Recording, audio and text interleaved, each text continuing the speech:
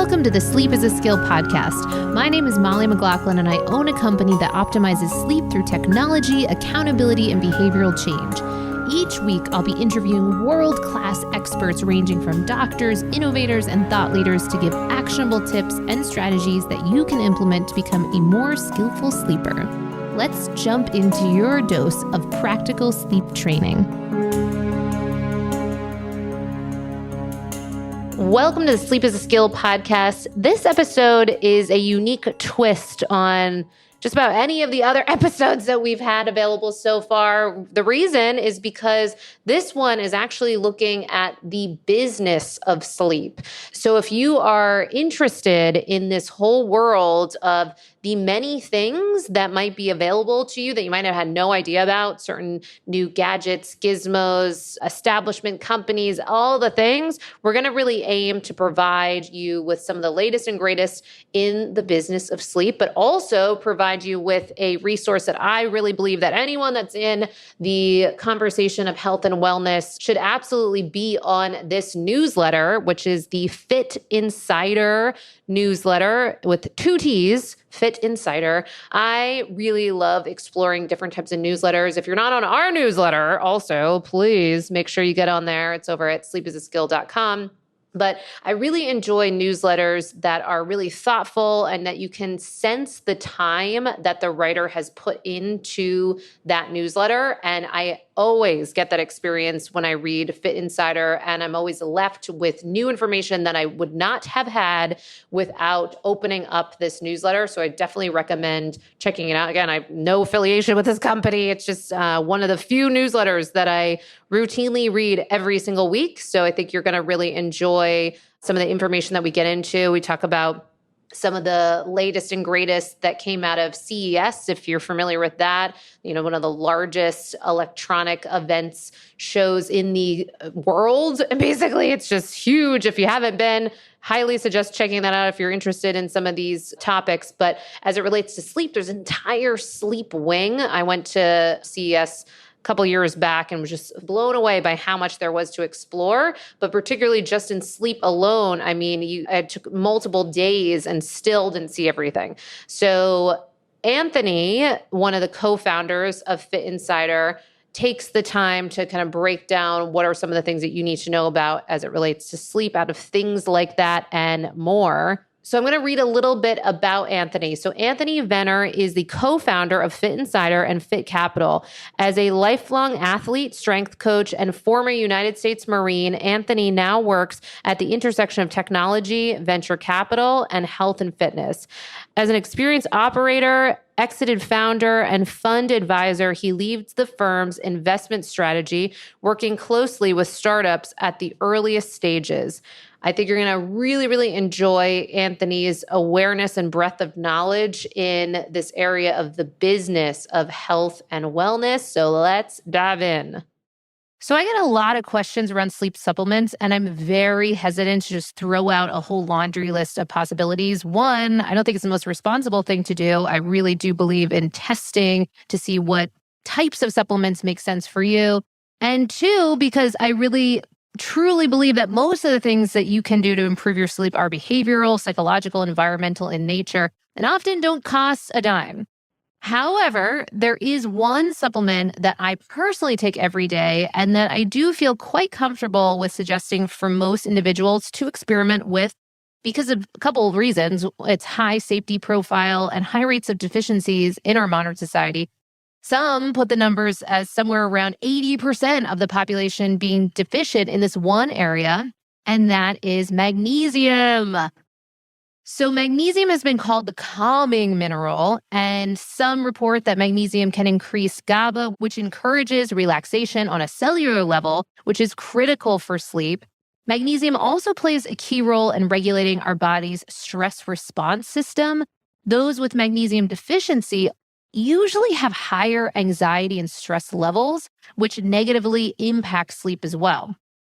Now, before you go out and buy a magnesium supplement, it's important to understand that most magnesium products out there are either synthetic or they only have 1 to 2 forms of magnesium, when in reality, your body needs all 7 forms of this essential sleep mineral. So that's why I recommend a product from my friends over at BioOptimizers. They have created something called the Magnesium Breakthrough. And taking this magnesium before bed helps you relax and wake up refreshed and energized. And while we don't recommend that you go too nuts on looking at all the sleep stage classifications on all your wearables, I will share anecdotally that many clients have reported improvements in their deep sleep trend numbers. Again, I don't want you going nuts on the sleep stage classification numbers on your wearables, but I do want to let you know about that because I know that many of you do reach out on questions of how to improve your deep sleep. So I also love that BioOptimizers offers free shipping on select orders, and they offer a 365-day money-back guarantee on all their products. Plus, they have a customer satisfaction rating of 99.3%. Very impressive. And you can get 10% off Magnesium Breakthrough. Again, this is the same magnesium that I use every single night. And finally, you can get 10% off Magnesium Breakthrough. Again, that's the magnesium supplement that I use every single night by going to magbreakthrough.com/sleep is a skill. And be sure to use the code sleep is a skill for 10% off. And welcome to the Sleep is a Skill podcast. My guest today, Anthony. Anthony, thank you so much for taking the time to be here. Really, really appreciate it. No, thanks for having me. Excited to chat. Yeah, absolutely. So funny. On your calendar, you'll have different things coming up, and you were on my calendar, and I was so excited because I am such a fan of your newsletter, one of your newsletters, which I know you've expanded. So I'm excited to newly, for me, check out these new ones that you also have. But the one, how I've known you is through Fitt Insider, where you're really helping to, you and your brother, it was my understanding, is really helping to get out this information in health and wellness in a really innovative and thorough way. And it's one of the few newsletters that I consistently follow. And I really believe anyone in the health and wellness space should be on this newsletter. So really, really acknowledge you for that. And you have done a great job with zeroing in on the latest and greatest on what people need to know in the world of sleep and the business of sleep. So without further ado, one, just thank you so much for being here. Two, I want to hear, how in the world did you get into this space? Tell us everything. Yeah, it's would not have expected us to be here. I started out as one in the military, as in the Marine Corps, and then getting out, I was a trainer. I started training people in parks, and I got the most basic ACE certification you could get because I loved fitness. And Joe and he was a high school history teacher, and I just got out of the military. So we started training people in parks and training people in their houses and lugging around kettlebells. At one point I had a Ford Explorer, and I had so many kettlebells in the back that the axle broke on the car. So I was driving park to park, doing group workouts with people. So very much on the ground as a trainer and coach, and kind of leading up to now, it's kind of a crazy transition. That is such a crazy transition. I had no idea. I mean, even before we hit record, I was shocked to realize that it's just the two of you writing these amazing editions that you're getting out every single week. And now not just in Fitt Insider, but these other areas that you've ventured into as well. Do you have training in this, or did you just start diving in? How did this all happen? Because you clearly are both very, very skilled in this area.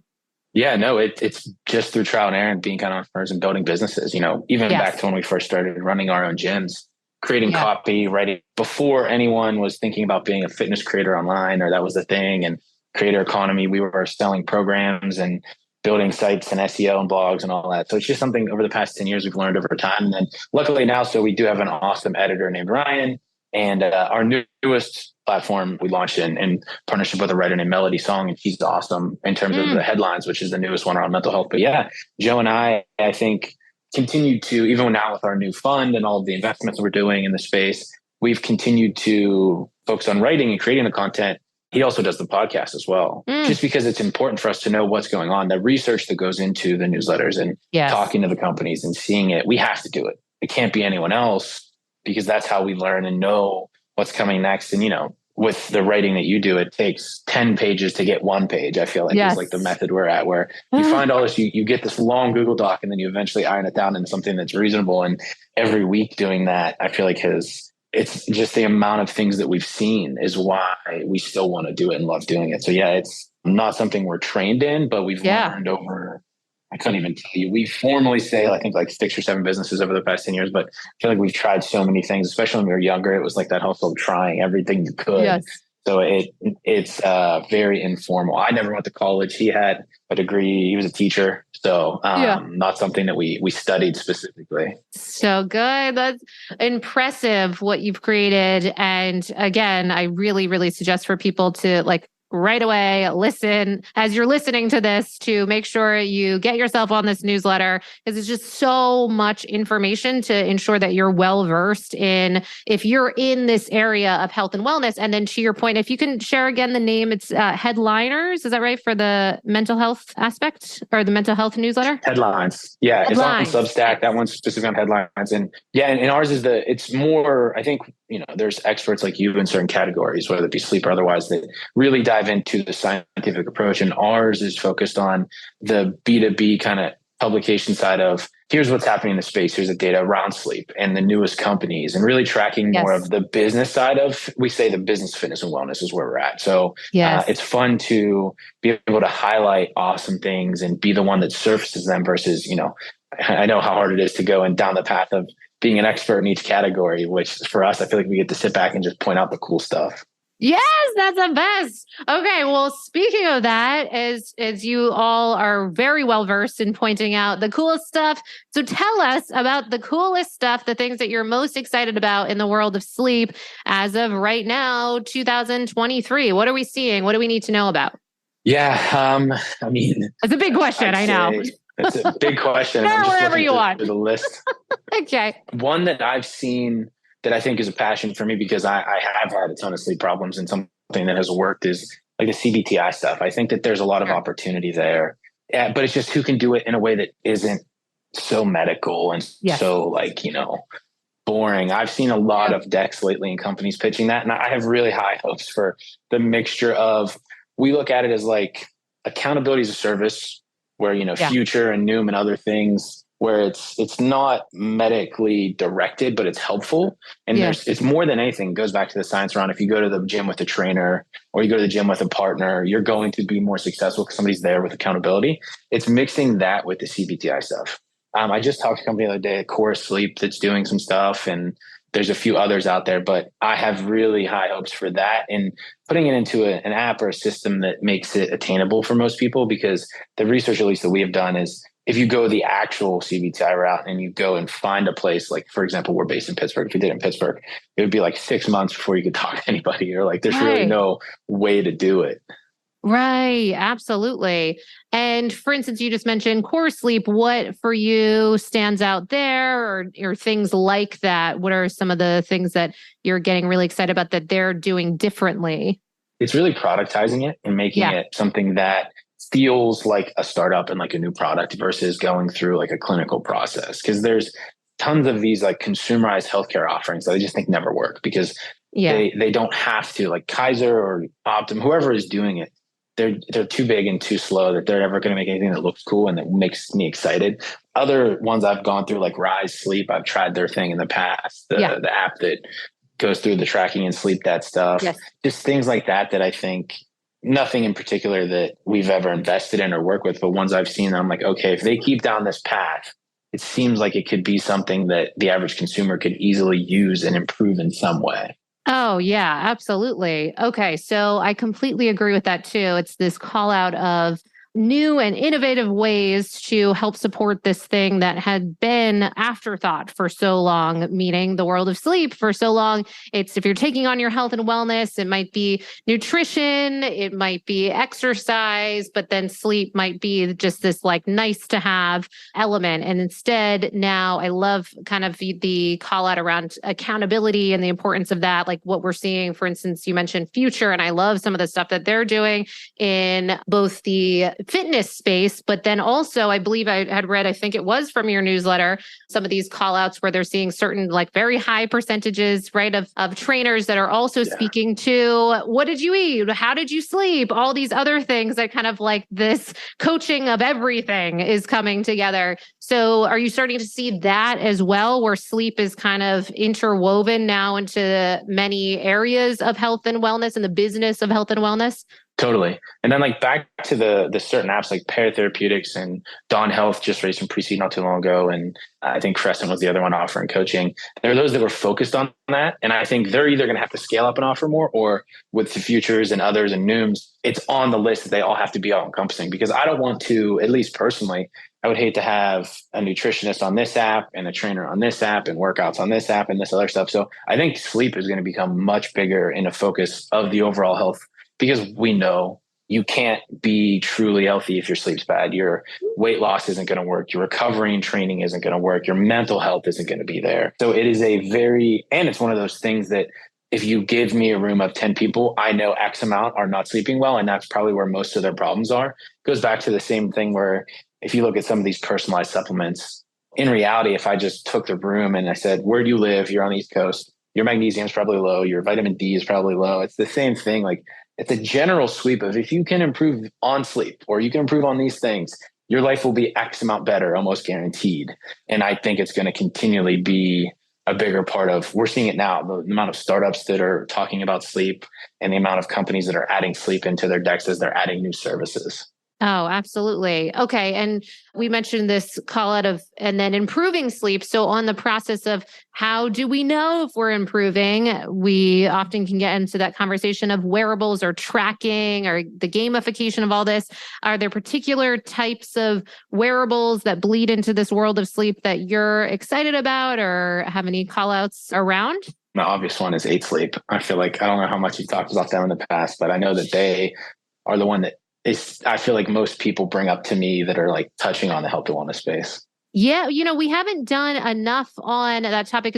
So we've done a lot of work with Chili sleep. So we're often speaking about Chili, nice. But I would love to also feature and share more about 8 Sleep. So what has you in particular excited about? And of course, to your point, I mean, it's just so clear some of the innovation that's there, the unique kind of ways that they keep up leveling in some of the tech that's coming out of that, the ability to kind of have unique ways of waking up physically with the 8 Sleep toppers and all the different cool things available. But are there particular things that you're really loving about their products? Yeah, I think just the way, what stands out to me is both the product is great, what there are competitors that have similar products. It's probably brought up to me the most just because their marketing was done well with a lot of different brands and They had some really good marketing out there. But no, I mean, it's just the level of quantifying sleep and having people understand what that means. Whether it's, Whoop is doing it to some extent with their sleep score, or I've seen a lot of success in that.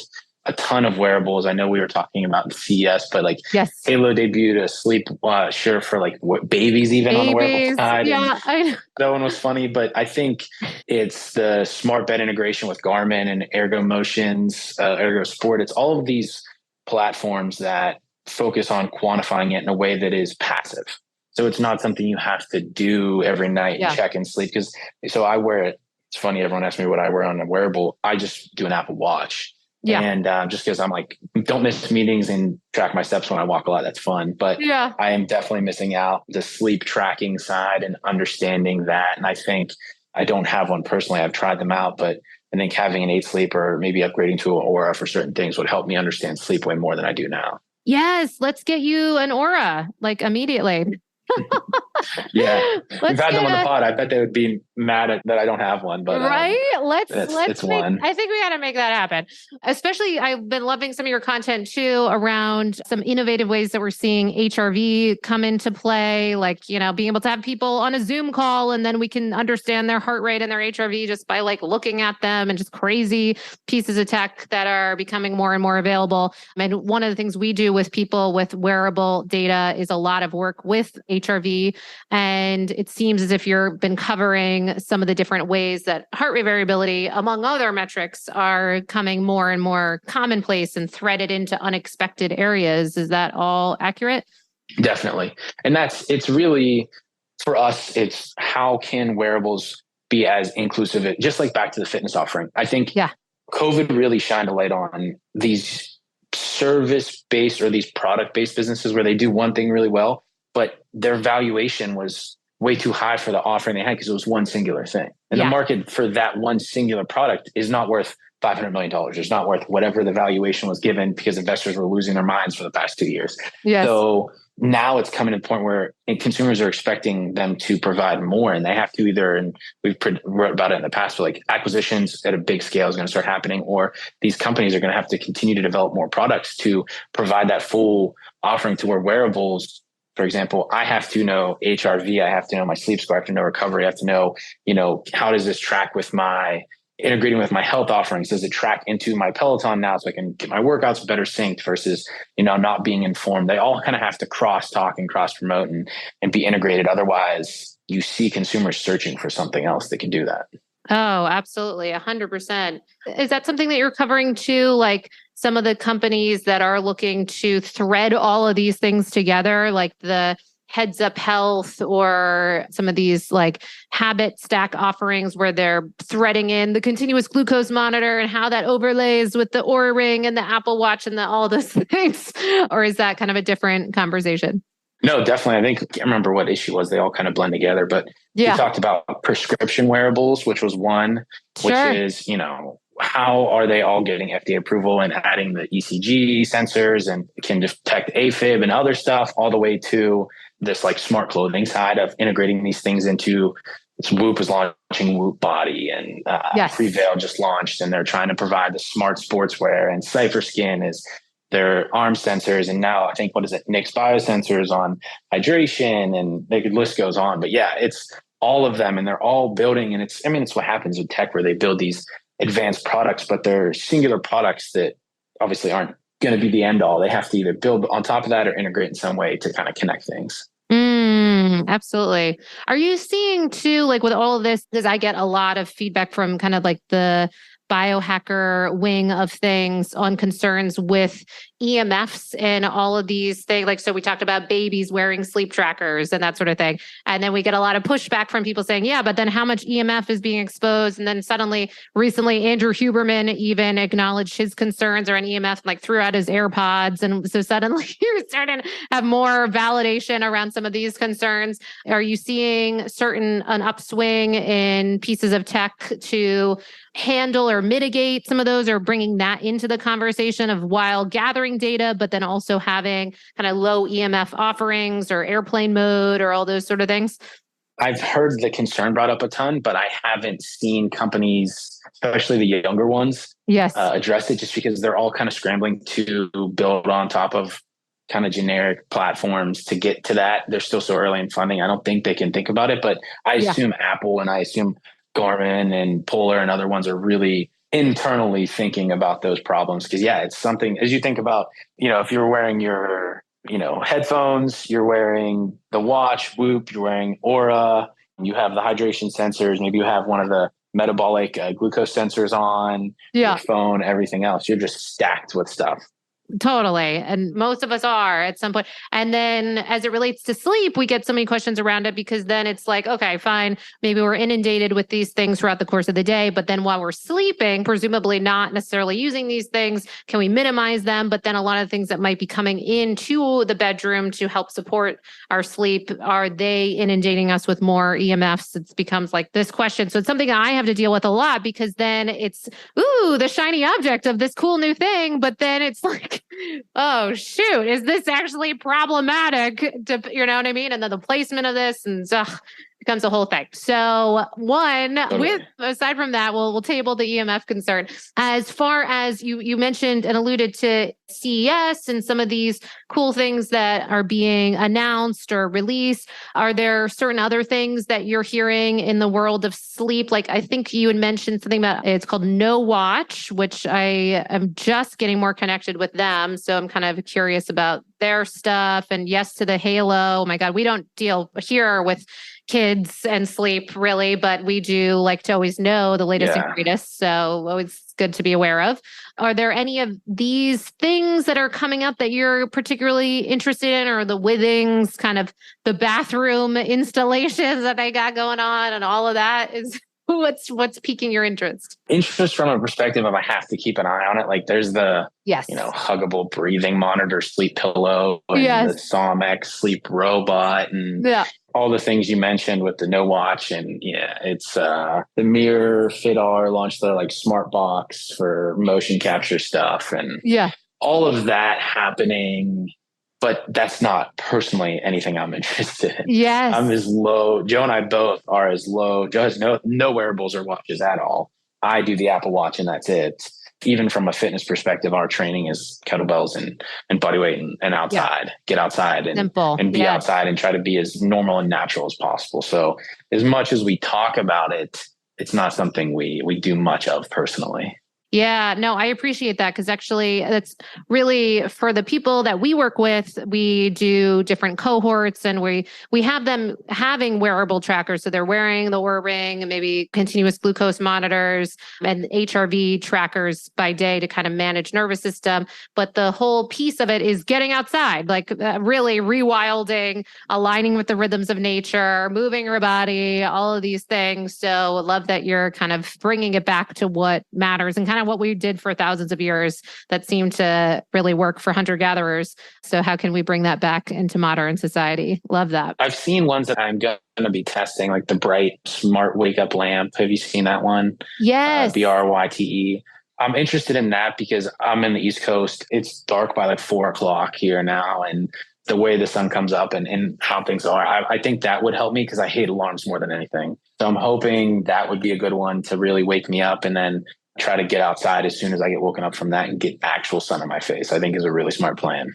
Yeah, 100%. So one, please let us know how that goes. Two, one thing that we have a lot of people using is the Spurdy lamp, and it's the only light box that is cleared to produce vitamin D through a lamp, which is kind of crazy. Wow. So, and it is a decent investment. It's like, depending on the time of when you're buying it, it's anywhere from like $550 to like $800 for a lamp, but it can be a supplement or like a Band-Aid if you are in a northern latitude location to kind of supplement some of that missing of vitamin D. And unfortunately, just like a real inability to get sufficient amounts for the average person during winter season. So really from October until like March for most people. So love that you're exploring some of that. And I think that that's going to be much more of a area, the circadian health wing side of things, I think is a whole place that has not been properly explored for the average person, right? Totally. And that's where I think it's the mix of, just like in the supplement world, the mix of, for at least supplements for sleep, I see so much crap nowadays. Yes. There's a level of like what actually works and then what is out there. And I think it's the same thing for tech and with this other stuff. I hope that a lot of it works, but I'm so skeptical a lot of the time. So it kind of makes it hard to want to push anything, or at least from our side, invest in anything. Cause I'm like, I doubt this will work. No, I so appreciate you're saying that because, and for me, I have so many people coming in there sometimes desperate, and I've been there. I mean, I don't know if you know my whole story, but I went through this period of insomnia, changed my whole life, my rock bottom moment. I was like, am I going to be one of these people that has to be drugged up to sleep? Like, what is my future? Like a whole existential crisis. And in that process, when you're desperate, you'll do just about anything to sleep often if you're dealing with sleep evading you in that way. So I definitely want to, and I grew up with like no money and just a whole experience, particular reality, and want to be responsible for the recommendations that we're making with people and helping to get them the biggest bang for the buck. And half of these things are free, kind of like what you were speaking to, this getting outside, getting sunlight, bringing the kettlebells, moving the body. All of these things can be such game changers. And unfortunately, you can't always bottle that and sell that.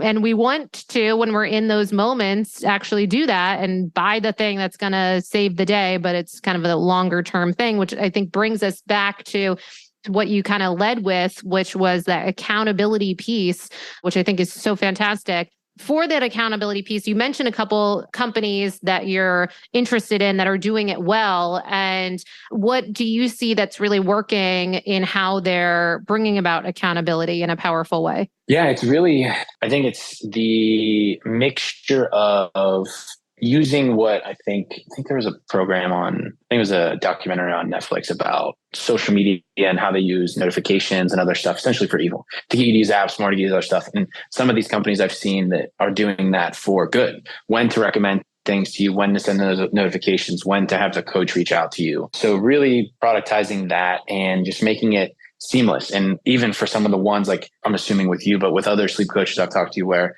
texting and engaging in like the simplest form is so helpful to ask those questions and what you're thinking about.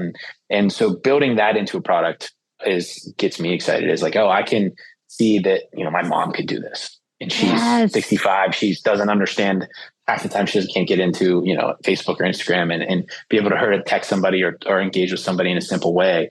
I see that being very helpful. Oh, 100%. No, it's really, really cool. Some of the things that are coming out. I know I've mentioned Future before and you mentioned Future before, and I feel like they're one of the people that are doing it in kind of an innovative and beautifully designed way with the experience is great, and send over, oh, here's my video of what I'm doing, or here's my picture, the whole world of it feels very multimedia and interconnected, and in a disconnected world, feeling like you've actually got someone in the game with you is such a big deal. That's one of the things that we see for our cohorts is something, activating that observer effect. And then the minute we feel like someone's observing our behavior, and then, we're going to be looking at their sleep and how much they were moving and all of those things, and it's measurable, they suddenly act differently. We all do, often, usually. So it's kind of this cool opportunity to spark change together and gamify it, and then be inspired by each other. And like, oh my God, Anthony's doing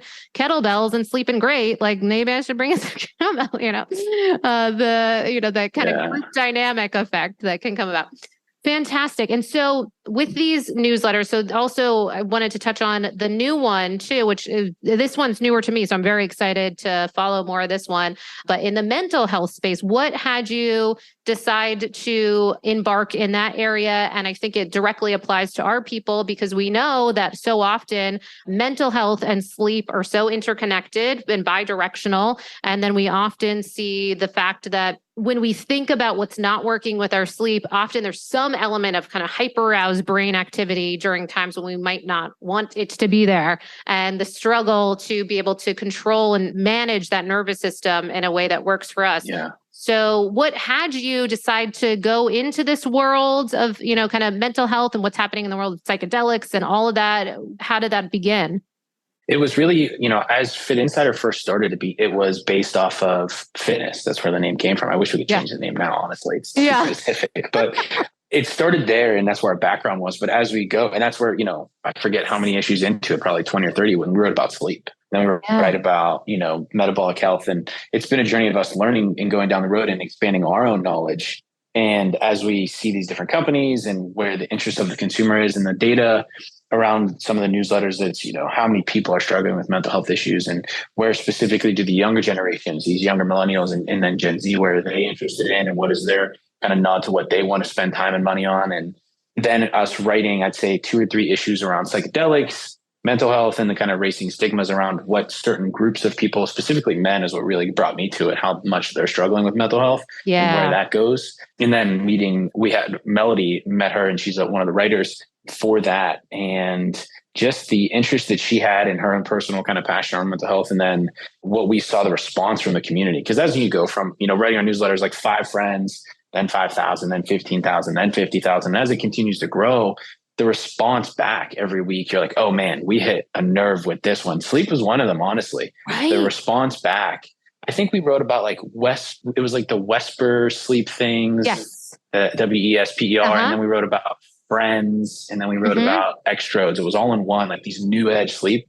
And the amount of, I'm talking hundreds and hundreds of emails back to where we're like, wow, people are crazy talking about this. They want to figure out, they really are struggling with sleep. And then the mental health side, as we wrote about, and then psychedelics, and people you wouldn't expect, like this investor at a family office or this big fund who has very buttoned up. And he's like, I just did this psychedelic retreat, or I'm microdosing with psilocybin right now. Yeah. And we're like, wow, we want to talk about this more, but we kind of have to treat the main Fit Insider newsletter as a vehicle to cover the market, which is there's so much. We're like, wow, I want to dive into this more. And it's to the behind the scenes, we have Fitt Capital, which is an investment fund that we run, Sure. invest in companies in the space. So it was like, where are we going to be putting our dollars over the next 10 years?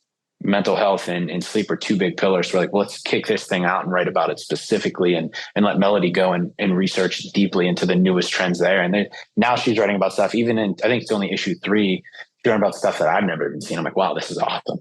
Oh my God, it's amazing. And real quick, because we have not done enough episodes at all on the psychedelic piece, and we definitely need to do more about that because we get a lot of people kind of inquiring about that, and then a lot of anecdotal data, if you will, of people, experimenting and finding changes on their sleep trackers, and their HRV is like improving as a result of psilocybin macro dosing and all these things, right? So we don't have enough, unfortunately, clear large scale studies for some of those pieces, like with HRV in particular. And we're like really excited to get more of those and some rumblings of certain pieces and some of the stuff out of Johns Hopkins and what have you. So curious, out of all of these, because there's so much in this space, are there particular ones for us to be on the lookout for that you would recommend that might help people support people's journey on improving their sleep through anxiety and stressors as it relates to the psychedelic space?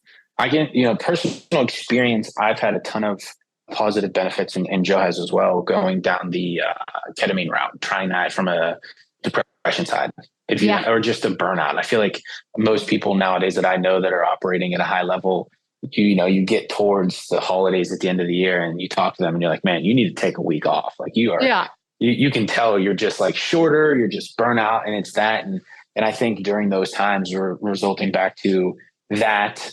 So ketamine and doing it through like a Mind Bloom or someplace, or going to a clinic specifically, but that has personally seen massive benefits, as well as, if you can get to it, microdosing psilocybin and doing it properly with guidance. And then there's a company called the High Confectionery. They, I think it's only available in California right now, but it's microdose THC. It's 1 milligram edibles.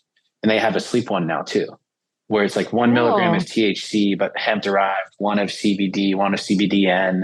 So it's not a lot. It's something that for me, you barely feel, but it's enough that is, I think, super helpful. And like Joe loves them as well. I feel like those ones have helped us both sleep a ton. And those ones that we have tried, I feel like I'm on the list of a ton of stuff trying to get to them, but we've tried those. And then next up on my side is kind of MDMA. Would love to see where that goes from a kind of treatment for PTSD and other stuff that just as things grow, that seems like it's very helpful. And then more on the psilocybin side, and like Revive Therapeutics and Compass Pathways is doing it. A lot of them out there doing that at scale. Amazing. So good. Oh, okay. I'm going to have to stop myself from asking more questions because it's clear your knowledge in all of these areas is immense. So I guess then the next piece that I'd love to hear from you is how you're managing your own sleep with all of this knowledge that you have. So we do ask every person that comes on 4 questions. And the first one is always, what does your nightly sleep routine look like right now? I'm sure it evolves and changes, but anything we might be able to learn from what you're doing now? Yeah, this is a super passionate side of me, what I approach on life, because one, from the military, I just came out of that terrible sleeper, absolutely horrible sleeper. And I was young at the time and I was into fitness. I'm like, I don't even need to sleep. Screw it. So I was avoiding sleep at most nights. And then as I got older, I realized sleep is important. But then we talked about it in the newsletter, but around the same time that COVID hit, I found out that I had a brain tumor. And we found out because I started having seizures. And then more importantly, I was sleeping 1 hour a night, maybe. I could not sleep for the life of me. It was when I even bought, what was it? I forget the wearable I bought to track my sleep for that time, because I was so concerned with how limited I was sleeping. And it was because I had a tumor. We found out later it was because I had a brain tumor. And that was a whole nother thing. But doing that and then coming back from that, my sleep was from 2020, early 2020, actually probably summer 2019 until end of 2021, through different treatments, other stuff, my sleep was horrible. Even with going through like chemo and radiation, I was sleeping still only a couple hours a night. So I really then was like, I need to completely change my life. I think diet was a big thing. I was eating unhealthy and I was drinking way too much coffee throughout the day. And it was like I don't drink alcohol, which is great. It helped me with sleeping. I found out later, but I love coffee as much as some people like alcohol. So I was drinking like 3-4 Americanos a day and not, my last one was like 4 p.m. And I'm like, oh, I wonder why I can't sleep. So drinking 2 coffees a day, each half calf Americano. So it's only equal to 1 Americano a day in the morning. So that's it. And then no supplements of any kind with caffeine or stimulants. And then going into the evening, I feel like it's the Andrew Huberman stack now, but like the Apigen, if that's how you pronounce it, taking that and going into the evening, L-theanine, if that's how you pronounce that, I don't know. Exactly. Then the magnesium 3 and 8, and then also taking a company called BioOptimizers has like a multi-form magnesium. They're our sponsor. Oh, really? Yeah. I don't know them. Please tell them. Their website makes it look kind of like, those landing pages with long sales pages. Yes, totally. Yeah, I'm like, guys, your product is freaking killer. Change the landing pages of how you're selling these products. Oh my God. If you want, I will totally connect you with them because you guys would nerd out, especially Matt Gallant. We just had him on the podcast. He's one of the co-founders, and his whole thing is he's spent over like $45,000 on his sleep alone, just with the different gadgets and gizmos to improve it. So he's really obsessive with his sleep, and they've got some crazy kind of like, biohackers, tinkerers on the nootropic side of things and they would totally love to connect with you. And maybe you could talk to them about the landing page stuff. They're kind of more old school. It's just like they get out the goods, but you're so right. So many people have been like, oh my God, this stuff is like game changing. And then, just kind of the marketing piece of it. Yes, please. I would love to meet them just to tell them about that because I recommend it to a ton of people. And some of my friends are like, are you sure about this? Because it's like this long form, like old school sales page and landing page. But their magnesium compared to, I went down the route of like a doctor recommended Calm, and then you go through each one, and then 3 and 8 helps, but nothing like BioOptimizers for me. So rolling all of that together, and then sometimes taking the low dose THC high confectionery like gummy at the end of the night, especially if it's been a long day. That combination, as well as I don't have a TV in my bedroom, but I watch sometimes. I try to get to bed earlier, lay in bed earlier. Sure. And then I feel like if I'm on the couch, TV's there, kitchen's there, maybe I'll snack, maybe I'll do stuff. It'll screw me up. But if I'm in the bedroom, but I have an iPad where I watch TV sometimes, so I still want to watch things at night. So, but you can set like a timer to where it'll go off after a certain amount of time. So that kind of mixture of all of those things, I actually sleep, and it's wild compared to where it used to be. That's amazing. So, Anthony, I had no idea about the brain tumor. I'm so sorry. I had no clue about that. And what a difference for you to be able to. So, thankfully, it sounds like everything is handled and you're okay.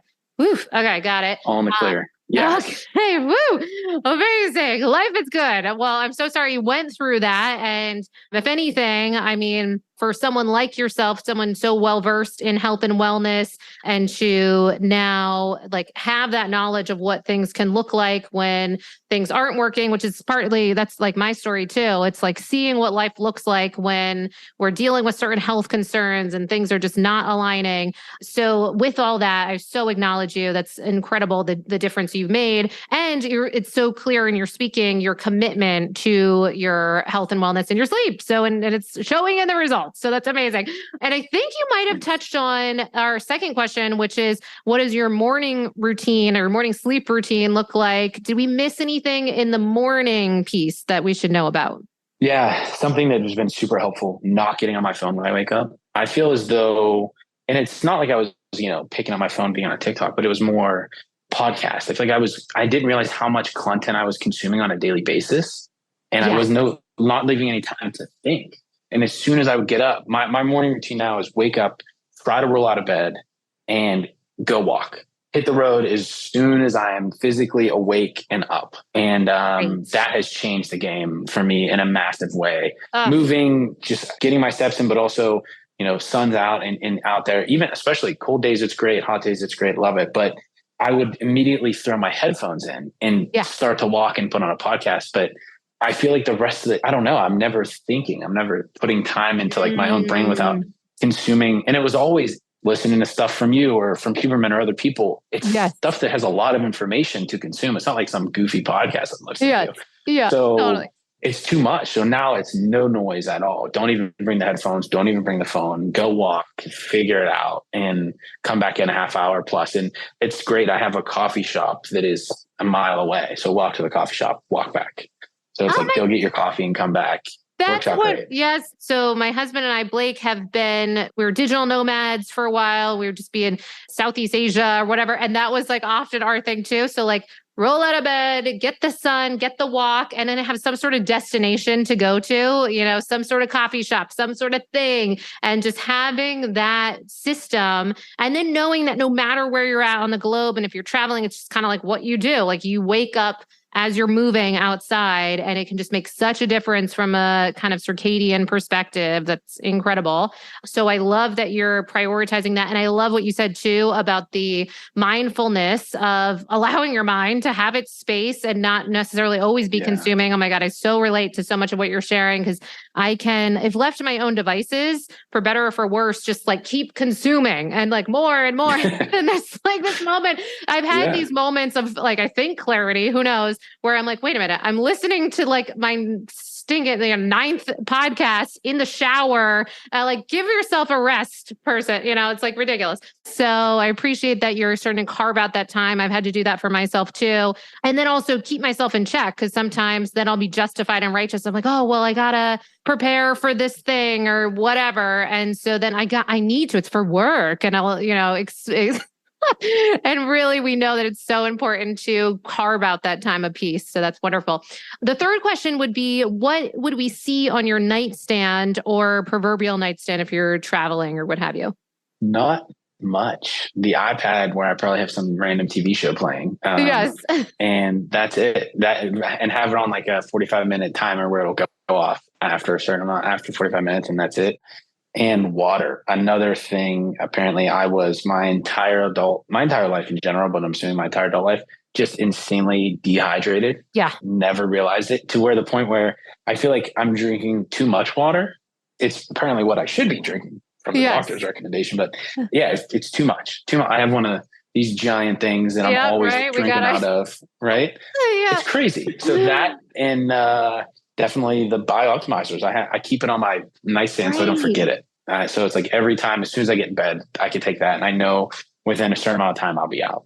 Oh, that's awesome. I love that. Great. Okay. And so good about the dehydration piece, because, we do a lot, like we were mentioning with the HRV, and that's like one of those things that's just so underrated is dehydration and low HRV scores. And just, so often we don't make the connections and kind of the why our nervous system is being hit and having that trouble to restore itself is kind of metric of recovery. So having like sometimes those things, which can feel like, oh, that's, not a big deal, getting water, it can be a huge deal, especially when it relates to sleep. And it is such a brain related process. And oh my gosh, I mean, you're a testament to it through going through what you went through. And again, I'm so sorry and thankful that on the other side of it, now it's like that ability for us to think about these things and how much is asked of our brains and bodies while we're sleeping. And it's incredibly active time throughout the course of the night. And so having these steps in place and those things available to make it just easy and automated to be hydrated before bed or throughout the course of the night or whatever you need,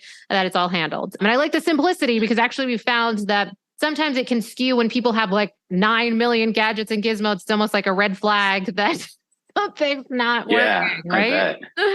Totally. And I was going to ask you, have you ever seen with your clients flip the script for a minute? I had to ask this. Have you seen the like hydration, whether it's Element or other things, work for sleep at night, like taking it at night? Because that's always been something I've wondered. If I can take it at night, does it help me sleep more? Yes, really good question. So yes, and yes. Electrolytes and the ability to be properly hydrating, big deal. Now, interesting. I mentioned, and I think you'll enjoy chatting with biooptimizers about this too. Matt Gallant, when we just had him on the podcast, he was speaking to concerns around in the evening, just making sure that whatever choice you have for electrolyte sources, that you can experiment with a little bit lower levels of sodium in the evening, because could sodium be a bit more excitatory and having higher ratio of things like potassium from that kind of calming effect. And of course, magnesium from the whole equation for electrolytes. So being mindful of that ratio and where those sources are coming from and kind of dosing appropriately. But yes, because if you're just having plain, water that's the distilled type that is lacking in all those minerals and not properly hydrating us and kind of washing right through us, that can be problematic because we know that the brain is so active throughout the course of sleep, and it's an incredibly taxing process, and the electrical activity that's at play, we want to make sure that we're properly hydrated in a way that makes sense. So I'm glad that you're exploring that, because I think a lot of people overlook the importance of that. That can also play a role in some of people's concerns with things like the number of times that they're going to the bathroom and what have you. Because if we're hydrating with kind of empty hydration, it's sort of just in and out. Whereas if we're properly hydrating in a way that our cells can kind of latch on in a way that works for us through having proper electrolyte balance, that can make such a difference. So really great. Awesome. Yeah. Anything we missed with your nightstand setup or ambiance? No, it's right over there. So no, nothing. Perfect. Fantastic. Okay. And then the last question would be, what has made the biggest change to your sleep game? Or said another way, what maybe has been the biggest aha moment for you in managing your sleep? Yeah, the morning sleep schedule. I never even thought about my morning impacting my sleep at all. It was never even a consideration for me. Yeah. So I think that was by far number one. And then number two is the magnesium at night. Taking the optimizers was an instant, one of the few things on a supplement side that I've taken that I instantly knew like, oh, this actually works. Because I feel like 90% of supplements I take, glutamine, creatine, BCAAs, other stuff, athletic greens, it's good, but it's not something that I immediately feel a benefit. But this was one of the things where I knew within a couple of days, this is the thing I changed that is changed how I sleep in such a drastic way. Ah, so good. That's amazing. And especially coming from someone like you too, that went through what you went through, which I really had no clue about, that you experienced that level of kind of that sleep deprivation, how hard that can be. And then, so thankfully being on the other side of that, and now clearly really prioritizing that sleep to this next level is just so awesome. And so I'm clear, anyone listening is absolutely going to want to know how they can follow just like your incredible work. Again, I don't get anything from suggesting this. It's like but I just really do believe, and I've recommended this newsletter to so many people. I just feel like if you're in this area, you should be on this thing, because it's going to let you know the latest and greatest and just kind of spark new ideas and new insights. And, oh, that's so interesting that this thing is happening over in this area. Like, how could this bleed into some of the things that, we're looking to do to make a difference for people? So it's, I think, really, really important, like required reading. So how can they follow what you're creating? Yeah, I really appreciate that, kind of hyping us up there. It's true. I don't know of anything else. Maybe I'm missing something, but I have not found anything else that gives me that much information. It's like one of the few things that comes through my newsletter or my email, and I'm like, I need to make sure I read this. No, I love it. I appreciate that. Yeah, so it's a Fitt Insider, FITT Insider. So Fitt with 2 T's. Website is where all the information is. Newsletters there, and then on LinkedIn is where personally the audience is fairly large for us, where we share mostly, I think LinkedIn is a lot of the research on newest stat around obesity or sleep or other things. And the newsletter itself is more of the kind of long form reports. We call them deep dives that we send out. Mm-hmm. And the last thing is Joe, my co-founder and brother, has a podcast where he interviews. It's a really awesome podcast where he interviews founders in the health and wellness space, and specifically about how they built their company. So it's how did Strava build Strava? How did Athletic Greens build their company? What is Lululemon doing? What did Tonal do, et cetera? So diving in if you like the business side of that industry. And then the last thing I love to talk about is our jobs board. So we have an industry jobs board. It's free for companies to post on, and it's free for people to look at. And it's if you want to work at any of the companies we talked about today, it's not for trainers, it's not for coaches, for if you want to be at the HQ of these companies, Peloton, Nike, Lululemon, et cetera, all of the health and wellness things that we talked about. I think there's like 150 companies with 1,000 jobs there, because I think it's a big passion of mine is getting people to work in areas that they like. So if you like fitness and wellness, don't work at PNC Bank. Go work at some company doing cool stuff where you can actually be at the company. Even if you're just in marketing, or you're just in HR or whatever, at least you're working on something that you think is cool. Oh, I love that. No, I think that's a huge deal from a place of standing in something that you're aligned with. We see this all the time in the world of sleep, where people, if they are struggling, this is where it gets more esoteric and a little bit a longer conversation. But if people, and we see this quantifiably, say when people retire and now they have a missing of that sense of purpose and structure and things that was aligned with them and a reason to get up in the morning, and then their schedules go out the window and now they're napping at weird times, they're waking up at weird times, and there's a missing of kind of that why or that greater meaning to their life. And I think that the more we can really help facilitate that, the difference that we can make in the generalized well-being for people, including things like their ability to rest their head on the pillow and feel peace of mind, is a big deal. So I love that that's at play and a passion of yours. Appreciate that. I've also loved that. I've sent that to a bunch of people at different points that might be looking for